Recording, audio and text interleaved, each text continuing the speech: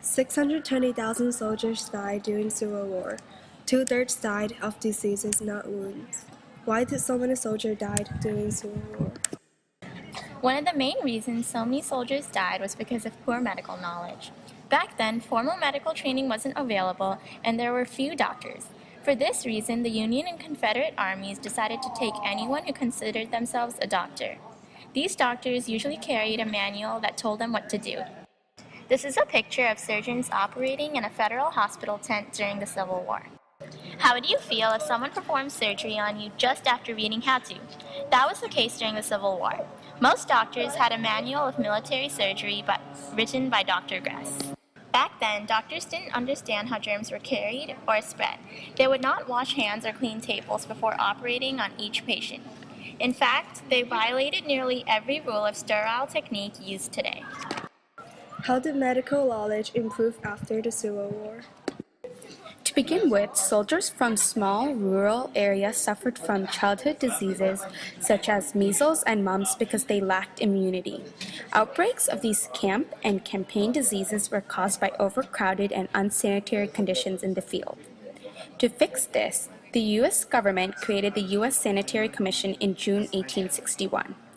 The commission was directed by Frederick Law Olmsted, preaching the virtues of clean water, good food, and fresh air.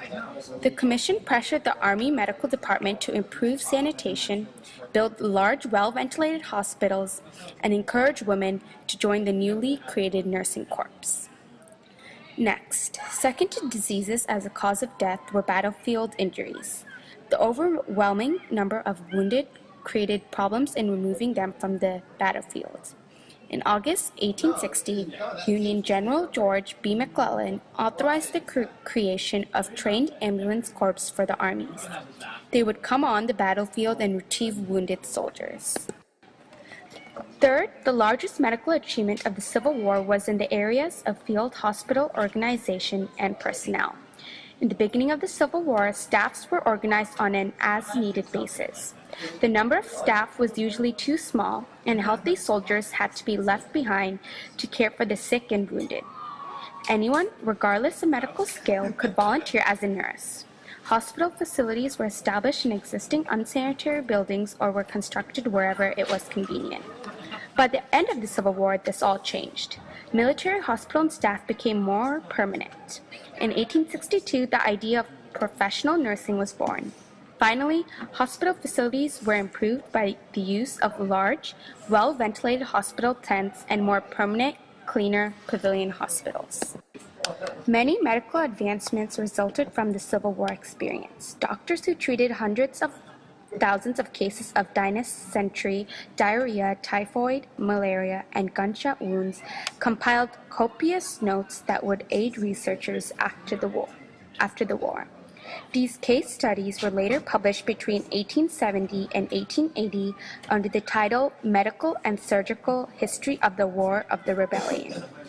From these notes, medical army officers recognized that enforcing sanitary standards in the fields could reduce the spread of disease, and the numerous cases of the post-operative infections such as hospital gangrene led to the increased study in ways to prevent it.